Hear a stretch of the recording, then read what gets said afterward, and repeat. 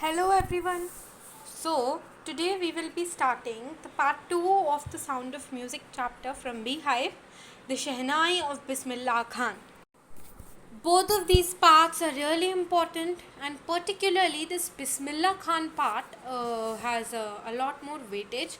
Also, it is really hard to memorize, and we have to memorize a lot of things in this. So I hope we all can memorize this uh, together. Okay. So without any further ado, let's start. The Shehnai of Bismillah Khan. Do you know these people? What instruments do they play? Think of the Shehnai, and the first thing you'll probably imagine is a wedding or a similar occasion or function. The next would probably be Ustad Bismillah Khan, the Shehnai maestro, playing this instrument. Okay, so the first para is the most important para. It's one of the most important paragraphs of this whole chapter. So let's focus. Emperor Aurangzeb banned the playing of a musical instrument called pungi in the royal residence, for it had a shrill, unpleasant sound. Pungi became the generic name for reeded noisemakers. Few had thought it would one day be revived. A barber of a family of professional musicians who had access to the royal palace decided to improve the tonal quality of the pungi. He chose a pipe with a natural hollow stem that was longer and broader than the pungi, and made 7 holes on the body of the pipe. When he played on it, closing and opening some of these holes, soft and melodious sounds were produced. Okay. So basically, in this paragraph, what is they are telling us that Emperor Aurangzeb, in our 7th or 8th history, we have read about Aurangzeb. So Emperor Aurangzeb had banned the playing of a musical instrument called pungi. So Emperor Aurangzeb had banned pungi in the royal residence. For why? Because it has a shrill, unpleasant sound. Like जब हम शादियों में जाते तो that strange sound, that pe pe pe pe pe pe, that plays, no, that is the unpleasant sound, like similar to that maybe. Okay.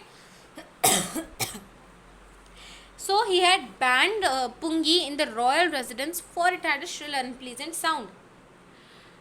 Then pungi became the generic name for reeded noisemakers, like we read in Einstein chapter.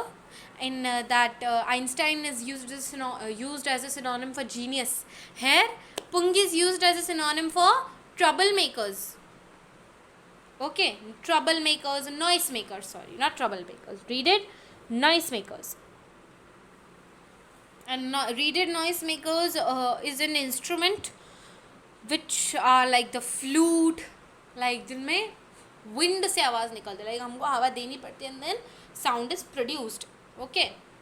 Pungi became the generic name for reeded noisemakers. Few had thought one day it would be revived. Some people thought that they will come one day. They will come one day when this pungi will be revived. One day pungi will come back. A barber of a professional family of musicians who had access to the royal palace decided to improve the tonal quality of the pungi. So by this they mean that there was this barber from a royal family, like he was from a professional family of musicians, like there are professional family, royal families, then there are professional families of musicians who worked as a barber in the royal palace. A barber from a family of professional musicians who had access to the royal palace decided to improve the tonal quality of the pungi. He thought that pungi is not accepted by Aurangzeb because it has a shrill, unpleasant sound. What if I improve the quality of it? So he decided to improve the tonal quality of it. A barber from a professional family of musicians who had access to the royal palace decided to improve the tonal quality of the pungi. He chose a pipe with a natural hollow stem that was longer and broader than the pungi, and made 7 holes on the body of the pipe. So he took a hollow natural pipe with a hollow stem.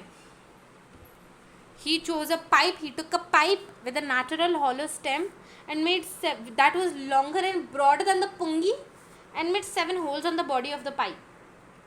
When he played on it, closing and opening some of these holes, soft and melodious sounds were produced. So, what he do? He chose a pipe with a natural hollow stem, which was broader and longer than the pungi, made 7 holes on it. And when he played on it, opening and closing of the holes, soft and melodious sounds were produced from it. When he played on it, opening and closing of some holes, soft and melodious sounds were produced from it. Okay, so this is what we have talked about till now. He played the instrument before royalty and everyone was impressed. The instrument, so different from the punki, had to be given a new name.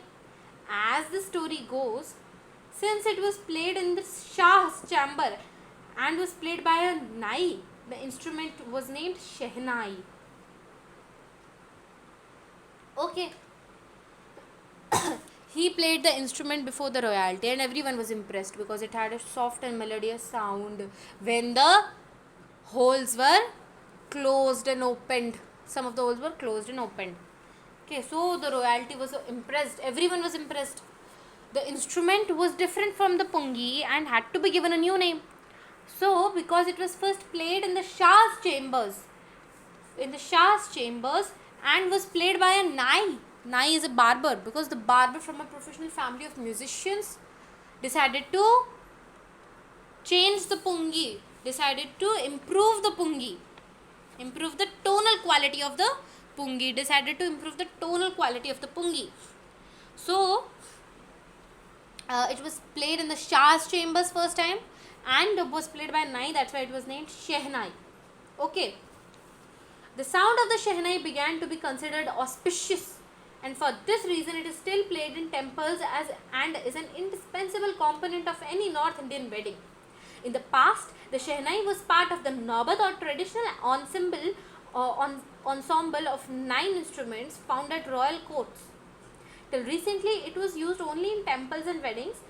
The credit for bringing this instrument onto the classical stage goes to Ustad Bismillah Khan. Yeah? Okay, so auspicious means like something holy, shubh in Hindi. So auspicious is something shubh. And indispensable is like iske bina na kaam adhura hai. Like indispensable, like we cannot remove it from our life. And one more, ensemble. We never pronounce as ensemble. It's ensemble. Ensemble always. Okay. So the sound of the Shehnai began to be considered shubh. Like whenever like you hear a Shehnai playing, you're like, oh, it may be a wedding, or it may be like it may be a festival, a temple. We are going to a temple to worship the Lord. So at that time the Shehnai is played. So it began to be considered auspicious. That is shubh. And for this reason, it is still played in temples and is an indispensable component of any North Indian wedding. It's used in weddings and temples a lot. So because of this reason, because it was considered auspicious, it is an indispensable component of any North Indian wedding. When you I live in Delhi, so North Indian weddings are like such a vibe, you see. And there's this Shehnai playing. Always there is the Shehnai playing. Because it is considered auspicious, it is still played in many North Indian weddings, and it is considered indispensable form. Okay? It is considered an indispensable form of art component of any North Indian wedding. It is also played in temples. Whenever you go and celebrate any festival, usually there are people who play the Shehnai. Like there is the picture given of a Shehnai. It looks like a flute, but it is broader at the bottom. Okay. In the past, the Shehnai was part of the Nabat or the traditional ensemble of 9 instruments found at the royal courts. if you have seen any of the movies about Aurangzeb or even Bajirao Mastani, the song "Main Deewani Ho Gayi" wala, that song, in the starting there were some people playing the instrumental, doing the instrumental thing. So they are the Naubat. ठीक है, the Shehnai was part of the Naubat or the traditional ensemble of 9 instruments found at royal courts. So in the past, the Shehnai was a part of the Naubat or the 9 instruments played in the royal courts, or the ensemble of the 9 instruments played in the royal courts. Ensemble of 9 instruments played in the royal courts. Remember this. Question can be asked, 1 mark. What is a Naubat? So you can tell them, not Naubat. ये तो नौबत है. No, not that Naubat. It's Naubat or Naubat. Traditional ensemble of 9 instruments found at the royal court. Till recently, it was only used in temples and weddings. The credit for bringing this instrument onto the classical stage goes to Ustad Bismillah Khan. Till recently, Shehnai was only played in the weddings and temples, but the credit for bringing it to the classical stage goes to Ustad Bismillah Khan. Remember, Ustad Bismillah Khan, Bismillahkhan,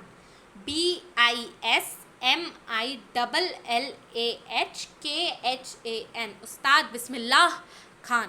Never children just write like till A, do not write the H. No, you pronounce it like Bismillah, lah, so you'll know. Okay. So let's again do this. The sound of Shehnai was auspicious, so it was an indispensable component of the North Indian weddings, and it is the reason it began also in temples, and it was traditionally a part of the Naubat, the traditional ensemble of 9 instruments found at the royal courts, and then till recently it was only played in weddings and temples, but then the credit for bringing it onto the classical stage goes to Ustad Bismillah Khan. Now comes the story of Bismillah Khan. As a 5-year-old, Bismillah played the gilli danda near a pond in the ancient estate of Dumrao in Bihar. So from where was Bismillah? From where did he originate? What was his birthplace? It was Dumrao in Bihar. When he was 5-year-old, he was in Dumrao, Bihar. He would regularly go to the nearby Biharji temple to sing the Bhojpuri Chaita, at the end of which he would earn a big laddu weighing 1.25 kg as a prize given by the local Maharaj. This happened 80 years ago, and the little boy has travelled far to earn the highest civilian award in India, the Bharat Ratna. So which award has Ustad Bismillah Khan has been awarded? He's been awarded the highest civilian award in India, that is the Bharat Ratna. If you pronounce it like the spelling, then you'll definitely be able to get the spelling. No, so just pronounce it like Bharat Ratna. Okay. So here are some things in this third paragraph that you need to remember. Like honestly, now this chapter you need to keep one paragraph and learn it. So let's learn it, try to learn it. When Bismillah was 5-year-old, he played gilli danda near a pond in the ancient estate of Dumrao in Bihar. So he used to play gilli danda near a pond in Dumrao, Bihar. He would regularly go to the nearby Biharji temple to sing the Bhojpuri Chaita. So in Bihar we speak Bhojpuri, no? Bhojpuri. So he used to go to the Biharji temple, because he's in Bihar, Dumrao, 5-year-old. So Biharji temple, you get this. So Biharji temple to sing the Bhojpuri Chaita, and at the end of which he would earn a big laddu weighing 1.25 kgs, and which was a prize given by the local Maharaja. This happened 80 years ago, from which he has travelled far to earn the highest civilian award in India, the Bharat Ratna. Okay, so what happened? This 5-year-old Bismillah Khan used to play gilli danda near a pond in Dumrao, Bihar. Dumraon. Do not mess up the spellings. Dumraon. Dumrao in Bihar, and he would regularly go to the Biharji temple to sing the Bhojpuri Chaita, at the end of which he would earn a big laddu weighing 1.25 kg as a gift by the Maharaj, by the local Maharaja. And this happened more than 80 years ago. Okay, and the little boy has traveled far to gain the to earn the highest civilian award in India, the Bharat Ratna. Okay, Chaita, Chaita, inverted commas, put it in inverted commas always. Born on 21 March 1916, Bismillah belongs to a well-known family of musicians from Bihar. His grandfather, Rasul Baks Khan, was the Shehnai Nawaz of Bhojpur's King Bhojpuri King's Court. His father, Paigambar Baks, and other paternal ancestors were also great Shehnai players. Okay, so the first paragraph that we studied about the making of Shehnai, that is not Bismillah Khan. Aurangzeb was like really old, like that's like around 1000 or 2000 years ago. Yeah, Aurangzeb part is really old. Okay, really old. We are talking about like less than a century. Let's take it a century. So we're talking about a century ago. So the person who invented the Shehnai is not Bismillah Khan. Okay, but he was born on 21 March 1916. So let me ask you a question. Is he older or younger than Albert Einstein? Leave it in the comments. Okay, I will answer it, but you need to leave it in the comments. He was younger than Einstein. Einstein was born on when? He was born on 14 March 1879. Yeah, remember it? So Einstein is older than Bismillah Khan. And when did Einstein die? 1955 January. Okay, January 1955. At the age of 76 he died. Yeah, remember it. Okay. So born on 21 March 1916, Bismillah belongs to a well-known family of musicians from Bihar. Remember Dumrao in Bihar. His grandfather Rasul Baks Khan was the Shehnai Nawaz of the Bhojpur King's Court. We are talking about a century ago. That is before the independence, when princely states were there. So we are talking about a princely states in which Rasul Baks Khan was the was the Shehnai Nawaz of the Bhojpur King's Court. Was the Shehnai Nawaz. Remember, it's Shehnai Nawaz of the Bhojpur King's Court. Shehnai Nawaz of the Bhojpur King's Court. His father, Paigambar Baks, and other paternal ancestors were also great Shehnai players. So, born on 21 March 1916, Bismillah belongs to a well-known family of musicians in Bihar. Okay. A question can be asked, write a short note on Bismillah Khan, or who was Bismillah Khan? So born on 21 March 1916, Bismillah came from a family of well-known musicians from Bihar. His grandfather Rasul Baks Khan worked as the Shehnai Nawaz in the Bhojpur King's Court. His father, Paigambar Baks, and other paternal ancestors were also great Shehnai players. So his grandfather, who is Bismillah Khan's grandfather, it's Rasul Baks Khan, and his father is Paigambar Baks. Paigambar, Paigambar Baks, and other paternal ancestors were also great Shehnai players. The young boy took to music early in life. At the age of 3, when his mother took him to his maternal uncle's house in Benares, now in Varanasi, Bismillah was fascinated watching his uncles practice the Shehnai. Soon Bismillah started accompanying his uncle Ali Baks to the Vishnu temple of Benares, where Baks was employed to play the Shehnai. Ali Baks would play the Shehnai and Bismillah would sit captivated for hours on end. Slowly he started getting lessons in playing the instrument and would sit practicing throughout the day. For years to come, the temple of Balaji and Mangala Maya and the banks of the Ganga became the young applicant's favorite haunts, where he would practice in solitude. The flowing waters of the Ganga inspired him to improvise and invent rags which were earlier considered to be beyond the range of the Shehnai. Okay. So, Bismillah took to music early in life. He adapted. He was introduced by music early in life. At the age of 3, at the age of 5, he was playing gilli danda near a pond in Dumbarao, Bihar. But at the age of 3, his mother took him to his maternal uncle's house in Banaras. His maternal uncle Ali Bucks lives in Banaras. So, Bismillah was fascinated watching his uncles practice the Shehnai. They were from a well-known family of musicians. They particularly played Shehnai. Everyone in his family was playing Shehnai, you know then. Bismillah started accompanying his uncles to the Vishnu temple in Banaras. Banaras is now Varanasi, so Vishnu Varanasi, okay? Vishnu temple of Banaras, where Bucks was employed to play the Shehnai. Professional family. Ali Bucks would play the Shehnai and Bismillah would sit captivated for hours on end.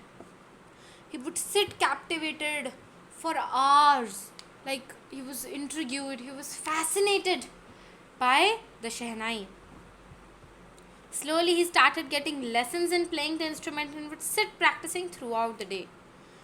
Slowly he started getting lessons, okay, about the Shehnai in playing the instrument and would sit practicing for hours on end.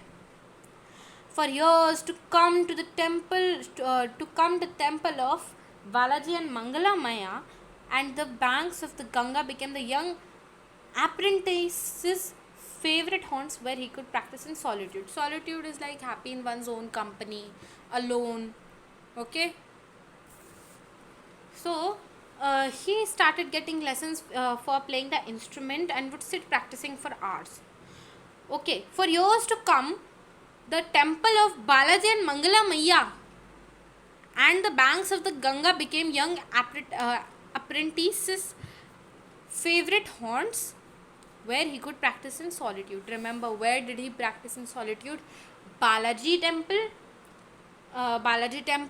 Mangala Maya and the banks of the Ganga. Okay, Balaji temple and Mangala Maya and the banks of the Ganga. The temple of Balaji, the Mangala Maya and the banks of the Ganga became the young apprentices' favorite haunts where he would practice in solitude. So haunts is like a thing which you do in repeat. It's not the haunted haunt. It's a thing that you like to do in repeat. On repeat here. The flowing waters of the Ganga inspired him to improvise and invent rags that were earlier considered to be beyond the range of the Shehnai. Now a question comes into play. What inspired him to make new ragas for the Shehnai? Ragas ki spelling, remember it. R-A-A-G-A-S. Do not write R-A-G-A-S. R-A-A-G-A-S. Ragas. Okay. If you write it from the Ncert, even if it is wrong, then you can fight that it's given in the book. Am I wrong? Okay. So the flowing waters of the Ganga inspired him to make ragas, to improvise and invent ragas that were earlier considered to be beyond the range of the Shehnai. Okay. At the age of 14, Bismillah accompanied his uncle to the Allahabad music conference. At the end of his recital, Ustad Fayaz Khan patted the young boy's back and said, "Work hard and you shall make it." With the opening of the All India Radio in Lucknow in 1938 came Bismillah's big break.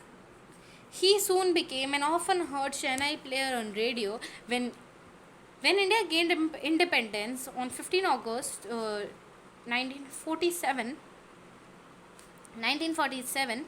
Bismillah Khan became the first Indian to greet the nation with his Shehnai. He poured his heart out into the Rag Kafi from the Red Fort to an audience which included Pandit Jawaharlal Nehru, and who later gave his famous speech of Tryst with Destiny. We have read Tryst with Destiny in our civics second chapter, Constitutional Design, class 9. Okay. When Bismillah was 14, he went with his uncle Ali Bucks To Allahabad Music Conference. Where did he go? Allahabad Music Conference. Where did he go to? Allahabad Music Conference. At the end of his recital, like obviously he did something, he played his Shehnai.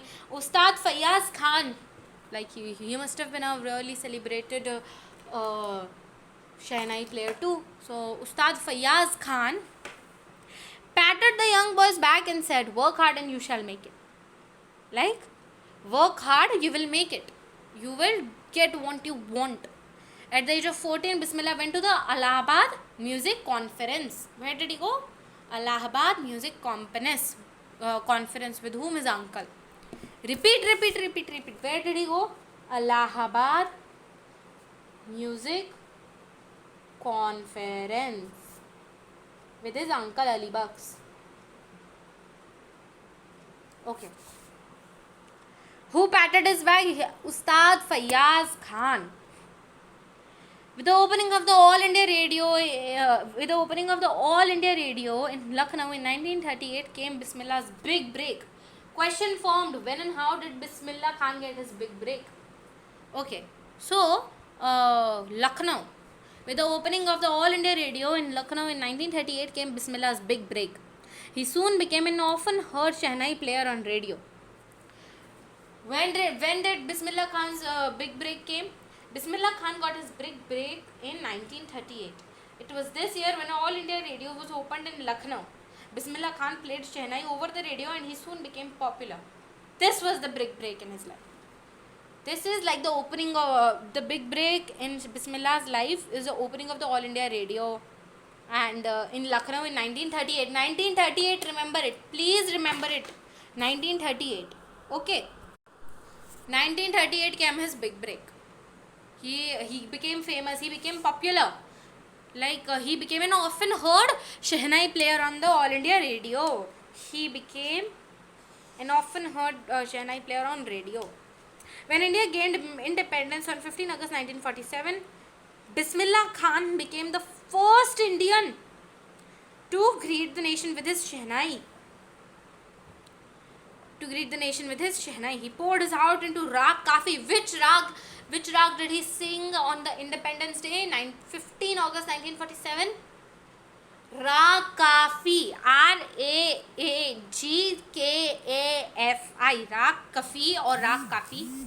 From the Red Fort to an audience which included Pandit Jawaharlal Nehru, who later gave his famous speech of Tryst with Destiny. I hope you remember this because it will be asked in your SST exam also, no? So, Tryst with Destiny, remember. Which is the Pandit Jawaharlal Nehru's famous speech, Tryst with Destiny.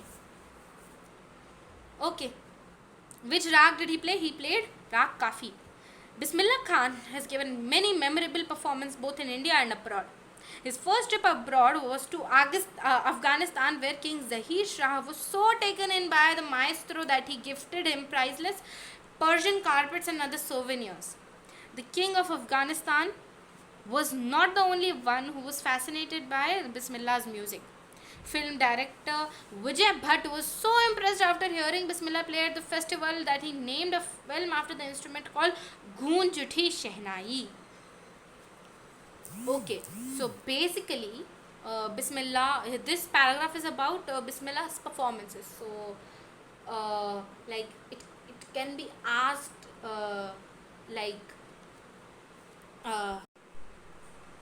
so from here a question can be asked: where did Bismillah Khan first go abroad? What kind of treatment was given to him? Bismillah Khan's first trip abroad was Afghanistan, where King Zahir was so taken by the maestro that he gifted him the priceless Persian carpets and other souvenirs. Now see, Bismillah Khan used to play music so beautifully, so takenly, that when he went to Afghanistan, King Zahir, might get offended, King Zahir was so taken in the performance by the maestro that he gifted him the priceless Persian carpets and some other beautiful souvenirs. Okay, he was King Zahir. The king of Afghanistan was not the only one to be fascinated by Bismillah's music. Film director Vijay Bhatt. Remember the Bhatt, Alia Bhatt, Brahmastra, so Vijay Bhatt. Vijay Bhatt was so impressed after hearing Bismillah play at the festival that he named a film after the instrument called Goon Juti Shehnai. Might have heard some people talking about Goon Juti Shehnai, or sometimes it also plays on the purple Sony Max 2 something, the purple logo.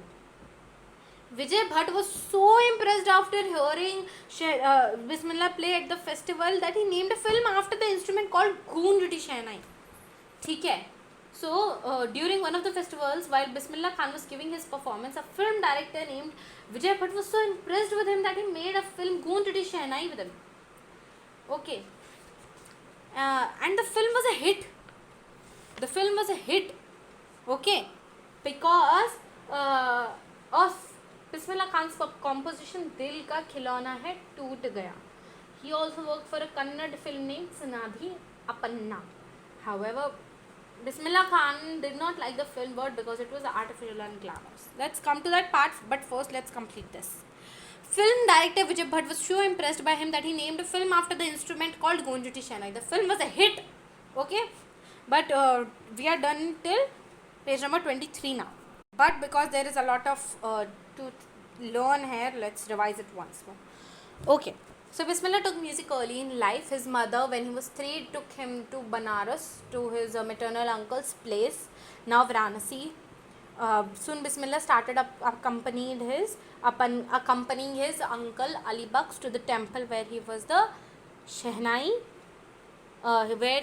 Vishnu temple in Banaras, to the temple in Banaras where he used to play the Shehnai.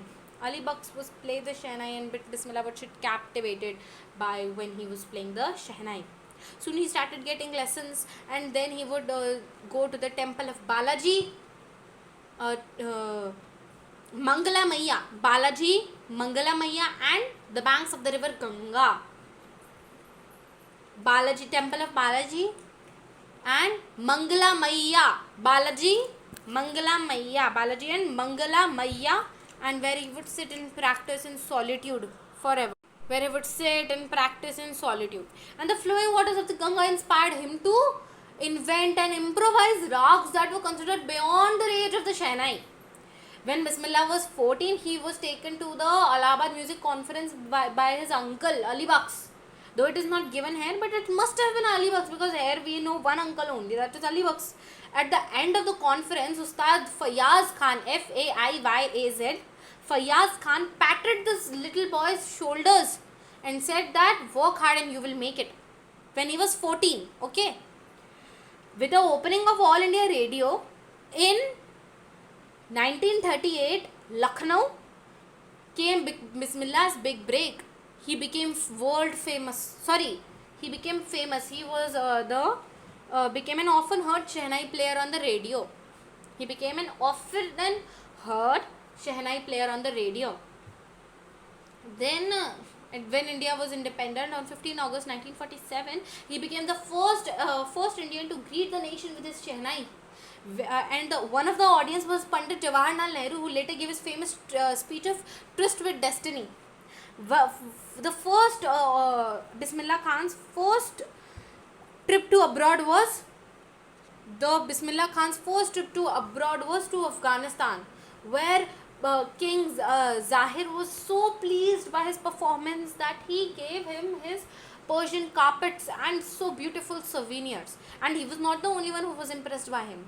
Director Vijay Bhatt was also really impressed by him. So he made a movie after the instrument, that is Goon Juti Shehnai. It's G-U-N-J, not G-O-O-N-J. G-U-N-J, Uthi Shehnai. Also, Bismillah played at the festival where Vijay Bhatt was impressed by him. Remember this. The film was a hit. We are talking about Goon Juti Shehnai. The film was a hit, and one of the Bismillah Khan's compositions, Dil Ka Khilona Hai Toot Gaya, turned out to be a nationwide chart buster. Despite this huge success in the celluloid world, Bismillah Khan's ventures in the film music were limited to 2. Vijay Bhatt's Goon Juti Shehnai and Vikram Shrivana's Kannada venture, Sanadhi Apanna. I can't come to terms with the artificiality and the glamour of the film world, he says with emphasis.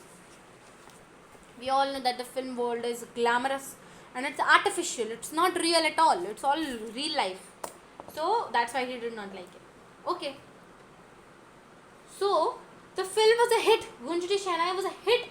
And one of the Bismillah Khan's compositions, Dil Ka Khilona Hai Toot Gaya. You might have heard this song. It is really famous. It's really famous song. It's such a beautiful composition.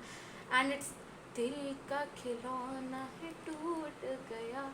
You can even search it on YouTube. It's not that old, you know. Dil ka khilona toot hai, dil ka khilona hai toot gaya. Turned out to be a nationwide chart buster. Despite the huge success in the celluloid world, Bismillah Khan's ventures in the film music were limited to two: Vijay Bhatt's Gunjati Shehnai and Vikram Shrivinas's Kannada venture. Vikram Shrivinas's Kannada venture, Sanadhi Apanna. Let's revise this. The film Gunjati Shehnai was a hit, and Bismillah's composition Dil Ka Khilona Hai Toot Gaya became a nationwide chart buster.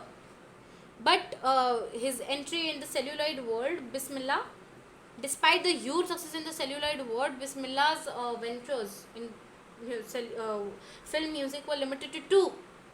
First is Dil Ka Khilona Hai Toot Gaya, Gunjati Shehnai, and the second is Vikram Shrivanas's Kannada venture, Sanadhi Apanna. Vikram, you know spelling Vikram Vedha, Vikram another movie. Vikram Srinivas, yeah, or you can name it Srinivas, not Shri. Srinavas. Then Srinivas is Kannada venture, Kannada venture, Kannada venture, that is Sanadhi Apanna. Sanadhi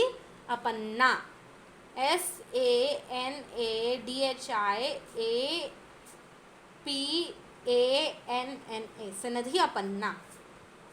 Two, Gunjati Shehnai Vijay Bhatt, and second Vikram Srinivas's Kannada venture, that is Sanadhi Apanna. But he did not like the film industry because it was artificial and it was glamorous. Awards and recognition came thick and fast. Bismillah Khan became the first Indian to be invited to perform at the prestigious Lincoln Center Hall in the United States of America. He also took part in the World Exposition in Montreal, in the Cannes Art Festival, and in the Cannes Art Festival in the Osaka Trade Fair. So well known did he became internationally that an auditorium in Tehran was named after him, Tahar Mosque Ustad Bismillah Khan. Okay. So, Bismillah awards and recognition came to Bismillah. He was the first Indian to be invited in the prestigious Lincoln Center Hall in the United States of America. Okay, do not like exam mein to you write United States of America, but right now remember it as the USA. USA, don't write USA in exam, write United States of America. Lincoln Center Hall, if you remember Abraham Lincoln, Civics First Chapter Democracy. Remember Abraham Lincoln. So Lincoln Center Hall, and it's not TR, it's not TER center, it's century. So Lincoln Center, let's say it's century only so that you know. Centre better. Lincoln Center Hall in United States of America. First Indian to be invited to the prestigious Lincoln Center Hall in the United States of America. He also took part in the World Exposition in Montreal and the Cannes Art Festival in the Osaka Trade Fair. Okay, Osaka is in where? Japan. Montreal is in where? Quebec or Quebec, Canada. It's in Canada. Montreal is in Canada. And in the Cannes Art Festival and the Osaka Trade Fair. So he went to America, he went to Canada, he went to the Cannes Art Festival in the Osaka Trade Fair. Osaka, Japan. So well known that he became internationally that an auditorium in Tehran was named after him. Tehran is in Iran. Okay. So an auditorium in Tehran was named after him. Tahar Mosque Ustad Bismillah Khan. So Tahir Mosiki. Mosiki spelling, remember it like M Mosi. Mosi, M-O-S-I, or Q-E, Q-U-E-E, Mosi Q. So, Mosiki Ustad Bismillah Khan. So, where did he go? He went to 4 places. Lincoln Center Hall in the United States of America, Osaka Trade Fair, Kansas Art Festival, and the World Exposition in Montreal. It's not Montreal, it's Montreal. So, World Exposition in Montreal. Montreal is in Canada. It's not given in the book, but it's in Quebec, Canada. So, he went to 4 places. Lincoln Center Hall in United States of America. 2nd, Osaka Trade Fair. 3rd, Kansas Art Festival. 4th, the World Exposition in Montreal. Remember, like, the pronunciation should be correct so that you write it in exam, the correct spelling only. Okay, Montreal. And a place was named after him. Where was it? Tehran. It's the Tehran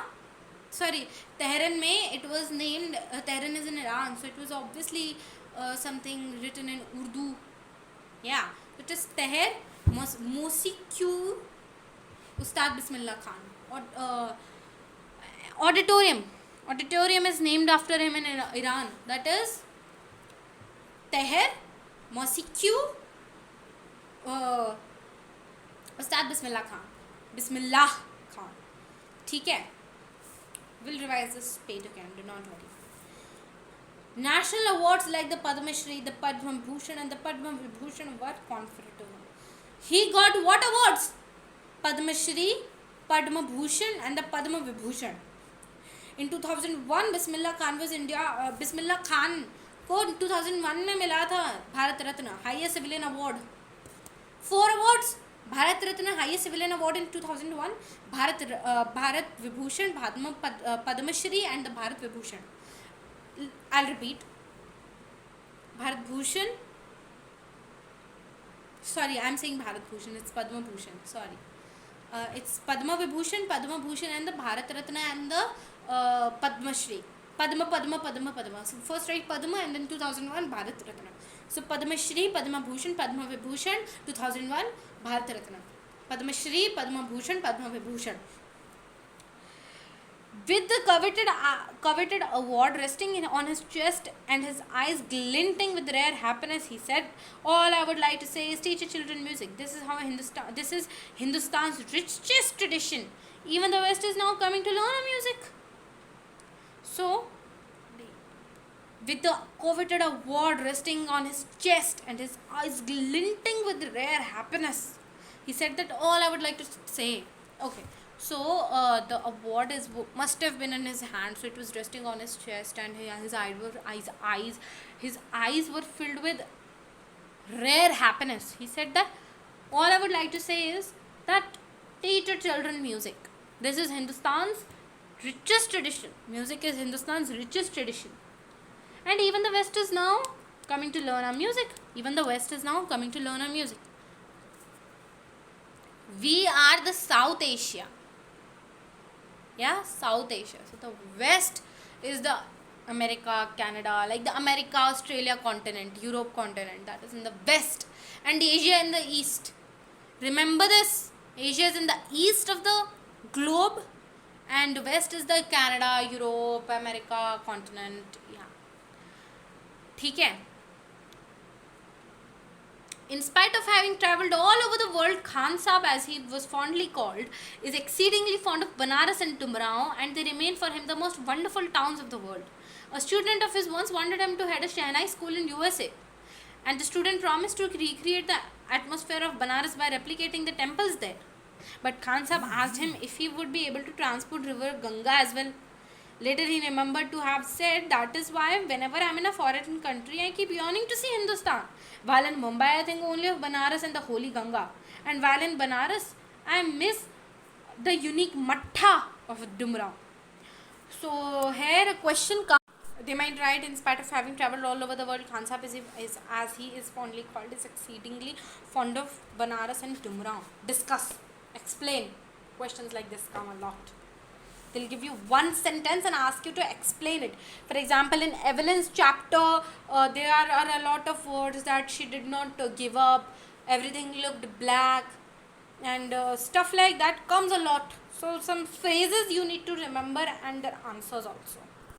So isme we need to know that uh, a student of his once wanted him to head a Chennai school in the USA, but the student promised to create the atmosphere of Banaras by replicating the temples over there. But then Bismillah Khan asked him if he would be able to take the Ganga there as well. ठीक है, but later he remembered to have said that is why whenever I am in a foreign country, I keep yearning to see Hindustan. While in Mumbai, I think of only Banaras and the Holy Ganga. And when in Banaras, I miss the unique mattha of Dumra. Mattha is a beverage. Okay. So, this is really easy. And also, Khan Sahib. Who is Khan Sahib? Khan Sahib is none other than Ustad Bismillah Khan. ठीक है. So, whenever he is in a foreign country, he keeps yearning to see Hindustan. Whenever he is in Mumbai, he misses Banaras and the Holy Ganga. Banaras and the Holy Ganga. And while he is in Banaras, he misses the unique mattha of Dumraon. So here we see Ganga is of a great importance to him, because he used to sit in solitude, and the Ganga has inspired him to improvise and invent rags that were considered to be beyond the range of the Shehnai. Okay. Which were the three places that he used to go and practice in solitude? That is the Balaji temple and the Mangalamaya and the banks of the river Ganga. Okay. Okay. Mattha of Dumraon, remember. Ustad Bismillah Khan's life is a perfect example of the rich cultural heritage of India. One that effortlessly accepts that a devout Muslim like him can naturally play the Shehnai every morning at the Kashi Vishwanath temple. So right now in India, there are a lot of religious differences, and even the partition that happened because of religious differences. We have read that in constitution, null design, and civics also. So religion differences in India have caused so much havoc in the country. But Bismillah Khan is an Indian. He is not like particularly a Muslim or particularly of any caste. His life represents the rich and cultural heritage of India. He accepts that a devout Muslim can Kashi Vishwanath temple. Like, say, a Muslim is playing the Shehnai at the Kashi Vishwanath temple, at a mandir he is presenting. That must be something really respectful, and he is really secular, that you can say. Okay. He is really true Indian. A true Indian respects everyone, every religion. And that is why he is a perfect example of the rich and cultural heritage of India. He effortlessly accepts that a devout Muslim like him can naturally play the Shehnai every morning in the Kashi Vishwanath temple. A lot of temples we have come across, yeah? Biharji temple, where he used to get a 1.25 kgs laddu by the local Maharaja for playing the Bhojpuri Chaita, Chaita, inverted commas. And then the